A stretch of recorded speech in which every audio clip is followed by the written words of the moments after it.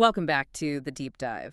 Today we are heading just east of the Sumida River in Tokyo. Right into Sumida Ward. Exactly. Into a neighborhood that seems, pretty quiet today. It's mostly residential, low-rise buildings. But for decades, this place had a name that was, well, it was famous, whispered about in literary circles, but also shouted on train platforms. We're talking about Tamonoi. We are.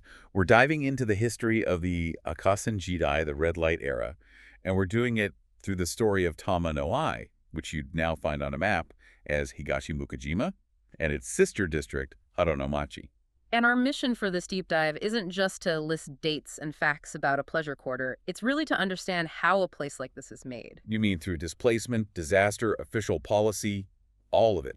Yeah. We want to uncover the surprising geography, the unique architecture, and really get to the heart of this core paradox that defines the area. And that paradox is, it's this constant tension, isn't it? It's the official story versus what's actually still there on the ground. Right. You have the city, you have Tubu Railway, actively trying to erase what they saw as a negative historical legacy. They even changed the station name to get rid of it. But if you walk those streets today, the landscape itself, the weird twists in the roads, the few remaining buildings, they refuse to forget. The identity of Tamonoi is, in a way, baked into the very ground. The landscape has a memory. That's really the story here. So let's start at the beginning. Before the war, if you said red light district in Tokyo, people thought of one place. Yoshiwara. Yeah. The big one. The officially licensed, government-sanctioned yukaku. But Tamonoi was something completely different. It grew up outside of that whole system. It was a meshuya guy. And that distinction is it's so crucial. A meshuya.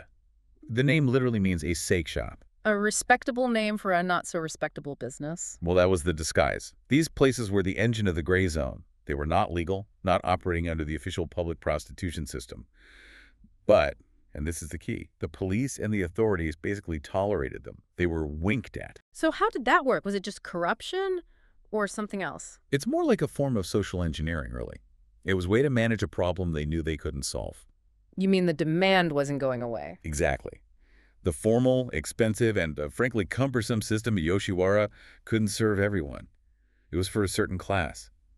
If the police cracked down on all the other places, the whole trade would just scatter across the city. And become completely uncontrollable. Right. So by letting these districts like Tamonoi exist, by concentrating the activity there, they could keep an eye on it. They could contain it, even without ever giving it an official stamp of approval. And what did these places actually look like? If I'm walking into a meshuya, what do I see? You're not seeing a grand tea house, that's for sure. Think small, think cheap, and often built in a hurry. A typical one would be a small two-story wooden building. Okay. Downstairs, it would be tiny, just a narrow little counter, maybe a couple of stools, just enough to sell a drink or a quick snack to justify the sake shop name. So the real business happened upstairs? Yes.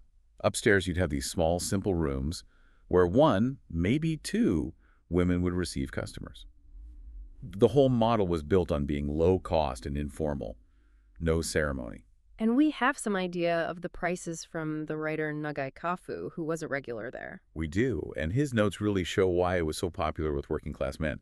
Kafu wrote that it cost about 3 yen for an hour. Which was very cheap at the time. Very.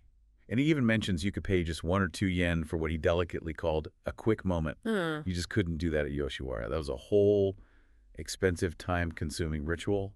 Tamonoi was direct. So this whole district, this gray zone, it didn't just pop up. Its birth was really a direct result of disaster. A classic case of unintended urban consequences. The seeds were there even before the big one. Around 1918, 1919, some of these shops were already getting pushed out of Asakusa because of road construction. So they were already looking for cheaper land across the river. Right. They were starting to move into what was then still the outskirts, but then, 1923. The Great Kanto earthquake. The ultimate catalyst. Asakusa was devastated, leveled. And when the authorities started planning the reconstruction, they made a very clear policy decision. No more meshuya. Not in the new, modern central Tokyo anyway. Yeah. They were prohibited from rebuilding in those main reconstruction zones. So you had this mass displacement. All these business owners and workers suddenly banned from their old neighborhoods. So they did a mass migration across the Sumida River to what was then just a village. Tereja village. Into the area that would become Tamonoi. Which was, at the time, mostly just farmland, paddy fields. The source materials specifically mention North Tamonoi and Main Tamonoi. And because the buildings were so simple, they could go up fast. Incredibly fast. They were basically these longhouse-style shops built right on top of the old rice paddy paths, the Yazadu. It was this rapid, unplanned, dense construction that turned a rural area into a bustling commercial quarter almost overnight. So that's the geography. But what really put it on the map was infrastructure. Oh, accessibility was everything. First, a new straight road was built from Asakusa, which is now Route 6. That helped. But the real game changer was the train. The Tubu-Isesaki line, opening in 1931. That just dramatically cut down the travel time. Suddenly, men from all over central Tokyo could get there, do their business, and be back home quickly and easily. And the railway company, Tubu, they saw an opportunity here, a big one. They didn't just see it, they leaned into it. Hard. In 1924, there was this little station that had been closed for years, Shirahi Station. Okay. They reopened it, and they renamed it Tamonoi Station. Wow. So they were explicitly branding their train stop after the Vice District to attract customers. A bold commercial move, wasn't it? Really? It just shows you how famous the area had become. But what's really fascinating, and it kind of foreshadows the later attempts to erase the name, is that even as the nickname Tamonoi was becoming famous... The official name was already disappearing. Right. Yeah, it's a subtle but really important detail. In 1930, the government changed the residential designations. The official place names, North and Main Tamonoi, were just abolished. They became parts of Terajima town. So Tamonoi was demoted to just a nickname, a suture. Exactly, which, decades later, made it much easier for the railway to argue that the name had no official standing when they wanted to get rid of it. The groundwork for erasure was laid very early on. So it was the gray zone status that brought the customers, but it was that unique, confusing geography that really gave Tamonoi its cultural legacy. It really did. The geography itself became a character in the story. And it all goes back to how it was built, right? On top of those old rice paddies. That's the key. There was no grid. There was no rational plan. The shops were just squeezed in along the paths that used to separate the rice fields, the old Azadu. So you ended up with these fine winding roads and incredibly narrow alleys. And the sources mention it was not a pleasant place to be when it rained. Oh, it was notoriously muddy and difficult. That's part of the picture, too. It was illicit, yes, but it was also messy. It was chaotic. This created what our sources call the maze effect. And this isn't just like a few curved streets. We're talking about a layout so confusing that people today, even people with a great sense of direction, report getting lost. They do. They say they'll walk down an alley, take a few turns, and end up right back where they started. It's a perfect example of organic urban growth, just completely defying modern logic. These narrow lanes, they were like capillaries, right? Creating this sense of secrecy. Yes, you'd step off the main road and you were instantly in another world, a world where the normal rules of space and direction just didn't seem to apply. And this geographical chaos is precisely what captured the imagination of Japan's literary elite, especially Nagai Kafu. Kafu is absolutely central to the Tamonoi legend. He'd gotten bored with the sleek, modern Ginza cafes, and he was looking for something grittier. More authentic. Exactly. And he found it east of the river. He didn't just visit Tamonoi, he studied it. He absorbed its atmosphere. And he's the one who gave it its most famous nickname, the Labyrinth. In his novel, Bokuto Kidan, or A Strange Tale from East of the Sumida, he used the French word labyrinto. And that was just a brilliant move. Why? What did that do? It elevated the place. It wasn't just a seedy vice district anymore. It was a psychological landscape, a place of destiny, of getting lost, of hidden truths. For the intellectuals of the day, that word labyrinth became a kind of code for Tamonoi. The maze wasn't just a physical inconvenience, it was a stage for human drama. Perfectly put. It offered privacy, of course, but it also created this feeling of being cut off from the real world, which I think amplified the whole experience. There's this one detail in the sources that I love, the signs. Oh, the signs are fantastic. At the entrance to these dark, confusing alleys, they'd post these little signs. Nukurawemasu. You can pass through. And Chikamichi. Shortcut. I mean, think about that. The maze was so disorienting, they had to put up signs to reassure people that the alleys actually led somewhere. It just speaks volumes about the experience of being there. And once Kafu had sort of discovered it, other writers followed. Oh, it became a pilgrimage site. You had Tokuda Shusei, Dazai Osamu, Muju Saisei. All of them came to Tamonoi. looking for material, for that unvarnished view of life. And it wasn't just literary tourists. It had local artistic roots, too, with the manga artist Takedo Yu. Yes, Takedo Yu actually grew up there in Terajima-chu. And his experiences, his childhood memories of that labyrinth, they became the foundation for his work, especially Terajima-chokitan. So the district was shaping art from the inside out, not just from the outside in. Okay, so Tamonoi thrives through the 30s. It becomes this legendary labyrinth. But then we get to the Second World War. And even though the district was booming, serving all the local factory workers and soldiers, that same dense wooden construction that made it famous also made it incredibly vulnerable. Yeah, it was a tinderbox. A massive one. And the Great Tokyo Air Raid on March 10th, 1945, which just ravaged that whole eastern side of the city, it essentially wiped the original Tamonoi off the map. And that's a really crucial point. The physical district was gone, incinerated, long before any post-war laws could shut it down. Absolutely, the labyrinth burned down. So after the war, you have a completely new situation. The new government, in 1946, officially abolishes the old public prostitution system, the kushu. A move towards a more, moral society. That was the idea.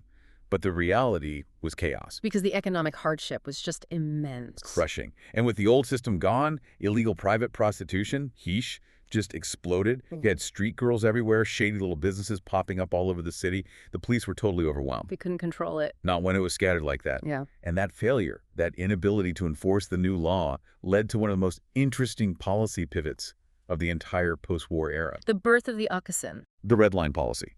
The authorities basically admitted defeat. They realized they couldn't stop it, so they decided to contain it. The new strategy was concentrate the sex work businesses in certain areas. And within those areas. Implicit tolerance. We won't arrest you for prostitution if you operate inside this boundary, but we are not, under any circumstances, making it legal. And the name Red Line was literal, wasn't it? It was. On the internal police maps, these designated zones were marked with a red line, and that's where the name Akasen comes from. It was a pragmatic, if morally ambiguous, solution. So a new Tamonoi, Shin Tamonoi, rises from the ashes. Well, not exactly from the ashes of the old site. It relocated. Since the original labyrinth was gone, the new district formed a little to the north, in what's now Sumida 3 Chume. It was a much smaller, narrower area than the pre-war one. And this time, it wasn't a chaotic, organic development. The police were involved from the start. A huge shift. The police and the local government were actively guiding the external design of the buildings. They needed to be able to tell at a glance which buildings were part of the Akasen and which weren't. For control, for enforcement, and just for public visibility. It was a form of architectural branding. And this is where the business name changes again, right? From Meishuya to cafes or bars. It was just a new legal facade to fit the new regulations. Yeah. But that simple name change gave birth to a whole new architectural style, the Cafe Kinchiku, which became the visual signature of the entire Akasen era. And while all this was happening in New Tamonoi, a similar district was popping up just a kilometer away. A parallel story, yes. Hato no Machi. Or Pigeon Street. Also born from the ashes of the air raids. A few businesses that got burned out decided to set up shop a little bit to the southwest, like Tamonoi. It was near wartime factories, so it had a customer base. But its real boom and its famous name, that came after the war, right? With the American occupation? That's right. The U.S. occupation forces became a major clientele. And the story of the name is just this fascinating piece of cultural exchange. So the story goes that the American GIs found the area pleasant. Peaceful, happy, maybe just a bit safer than other parts of bombed-out Tokyo. And so they started calling it Pigeon Street. Because the pigeon, or dove, is a symbol of peace. Hato in Japanese. Exactly. And the Japanese locals just picked up on the American nickname, translated it, and adopted it, Hato no Machi.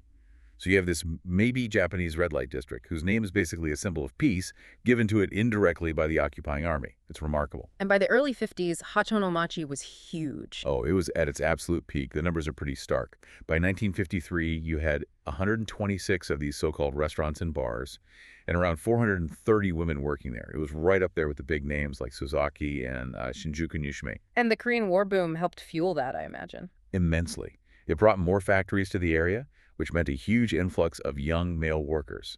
The customer base was built right in. And just like Tamonoi before it, Hato no Machi became a setting for post-war writers. It's that same pattern repeating. The unique atmosphere just pulls artists in. The most famous example is Yoshiyuki Josuke. Right. with his novel Genshoku no Machi. The City of Primary Colors. He set it right in the heart of Hado no Machi. And when that book was nominated for the Akutagawa Prize, the biggest literary award in Japan, it blasted Hado no Machi into the national consciousness. And the name itself took on a life of its own. It did. The main shopping street there used to just be a standard neighborhood association, the Terajima Shukai. But the back alleys, the Akasen part, became so famous That the main street officially renamed itself the Hado no Machi Shopping Street. And if you go there today, those big banners are still flying that name. The name of the red light district has outlived the district itself by more than 60 years. Let's get back to that architecture because it's the most tangible thing left from this era, the Cafe Kenchiku. The cafe architecture. It's history you can touch, but it's disappearing so fast. And it was born out of that post-war police guidance. They had to look distinct. They had to. So they developed this unique style. There are almost always two stories. Wooden frame, but often covered in mortar or really intricate tile work. What are the key features I should look for? The giveaways. The roof line is a big one. Look for these distinctive, often curved eaves. Sometimes they look like an A-frame, sometimes just a soft curve. Gives them a real flair. Right. Also, the windows. They're often small or arched or set back in unusual ways. And the columns or gateposts are a dead giveaway. They were often rounded and covered in these amazing patterned or colored tiles. It sounds almost whimsical. Was there a reason for that particular look? I think the idea was to signal entertainment, to look a bit Western, a bit modern, to fit the cafe or bar name. It set them apart from a traditional Japanese house. So they were designed to be noticeable to the police, but not so garish that they screamed brothel to everyone else. It's the architecture of implicit tolerance, perfectly embodying that delicate balance. And of course, the form followed the function. Downstairs was the public show, the little counter. Upstairs, where the real business was, that's where the women lived and worked. The whole building was an engine for that specific transaction. So if I go walking around Higashi-Mukojima today, what's left? How much of this can I still see? You're in a race against time, honestly.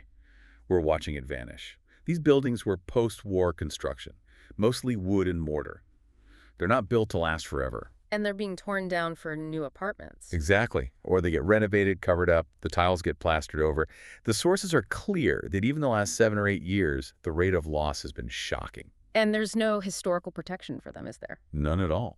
Unlike, say, the old buildings in Yoshiwara, which are from the Edo period and get protected, these Akasen buildings are just seen as old, inconvenient, post-war housing. They're not considered heritage. So you really have to hunt for the clues. You do. But it's rewarding. You look for the ghost signs, the strange shapes. You might see a patch of mortar peeling off a wall, and underneath there's a flash of those original bright blue tiles. Or a weirdly shaped window frame that just doesn't fit a normal house. Those rounded pillars. Some sources mention a specific former cafe where you can still see the original painted tiles on its round columns, even though someone tried to paint over them. There was also one that was known for its laundry hanger. Yes, a building that people search for online. And what makes it unique is this oddly placed laundry hanger. It's such a human detail. It reminds you that these weren't just businesses. They were the temporary homes for the women working inside, a mundane object telling a profound story. And Hado no Machi, which was supposed to be this architectural treasure chest. Hado no Machi has suffered even worse losses. Its alley maze is even more complex than the old Tamonoi was, but the buildings are just gone. It was a treasure trove of Cafe Kenchiku, but recent visits show mostly new construction. The name is on the banner, but the substance is vanishing. Which brings us to the end of the era itself. It was tied directly to Japan's economic recovery, wasn't it? Absolutely. The 1955 Economic White Paper famously declared that the post-war period is over. And once Japan felt it was back on its feet, the official tolerance for the Akasen evaporated. The psychological justification was gone. The very next year, 1956, the government passed the Anti-Prostitution Law. That was the death sentence for all the red line zones. And the final day was March 31st, 1958. That was the day the lights went out. The Akasen officially ceased to exist. And the areas themselves, they didn't become new entertainment hubs. They just sort of faded. Right. They just became regular, quiet, lower town neighborhoods. Mostly residential, a few small shops, some little factories. But the memory, the reputation, that lingered for a long time. I read that men kept showing up for years looking for the old businesses. They did. They just couldn't believe it was really over. It shows you how deeply ingrained that identity was. People assumed the trade would just continue in secret. And that battle over memory brings us right back to the name, Tamonoi. The station name controversy. It's the perfect final chapter. By the 1980s, Tubu Railway wanted to clean up the area's image. They wanted to promote the new Tubu Museum, the beautiful Mukojima Hyakan Gardens. And having a station named after a famous red light district wasn't good for marketing? Not at all. So in 1987, they announced they were changing Tamonoi Station to Higashi-Mukojima Station. And the local residents were not happy. They fought back. Yeah. Hard. They argued that Tamonoi was a historical name, that it had roots long before the Vice District, and that erasing it was erasing their local history, warts and all. It's that classic fight, official rebranding versus local identity. And in the end, they reached a compromise, a very Japanese compromise. Which you can still see today. You can. The sign says Higashi-Mukojima Station, but then in parentheses it says former Tamonoi. That little note is a huge victory for local memory. It's a physical monument to their resistance. And beyond the station sign, the neighborhoods themselves still hold on to some of that history, right? I'm thinking of the businesses on Iroha Street. That street was the main drag of New Tamonoi, and it's still a living shopping district. And what's amazing is you can look at a map from 1953, the peak of the Akasen. And some of the shops are still there. Some are. The wagashi, the sweet shop Umebayashidu, the meat shop Yukoshi Nikuten. The fact that they've been there for 70 years shows you that these weren't just vice districts. They were real communities. People needed to buy meat and sweets even if their neighbor was running a cafe. Exactly. And you also see the industrial history mixed in. Old knitting factories like one that's now a vegetable shop, or Kaneko Sisakusho, a workshop that's been making noodle-cutting blades since 1909. These different layers of history are all packed into the same small space. The buildings are going, the name was almost lost, but the one thing that has endured, the most durable artifact of this whole story, it's the streets. The labyrinth. The labyrinto. Those narrow winding alleys built on the old rice paddy paths. You can't just straighten those out. You can't easily tear them down. They are the memory etched into the land itself. So that really brings us to the end of this deep dive. From the pre-war Mishuyagai to Kafu's Labyrinth, the post-war Akasen, and now this quiet residential present. And I think the biggest takeaway here is about what we consider valuable history. We protect castles and temples. But this post-war Akasen architecture, which tells such a unique story about Japan's recovery, it's just being treated as disposable. Because it's old, not historic. Exactly. And in the end, the most powerful historical document left is the geography. The simple, frustrating experience of getting lost in those alleys is the most authentic link we have to that era. We've walked through a place that the city tried to forget, but the names, the memories, and those impossible twists in the road just refuse to let go. And that makes you think, doesn't it? Every time a city tries to rebrand itself, rename a street, or tear down an inconvenient neighborhood, it's trying to control the story, to erase a part of its past. But does a city really move forward by erasing its history? Or does the real character of a place, like the stubborn, confusing alleys of Tamonoi, always find a way to defy the official map? So maybe go out and explore your own neighborhood. Look for those strange curves in the road, the alleys that don't make sense, the forgotten names on old buildings. You might be surprised at what stories the streets themselves are trying to tell you.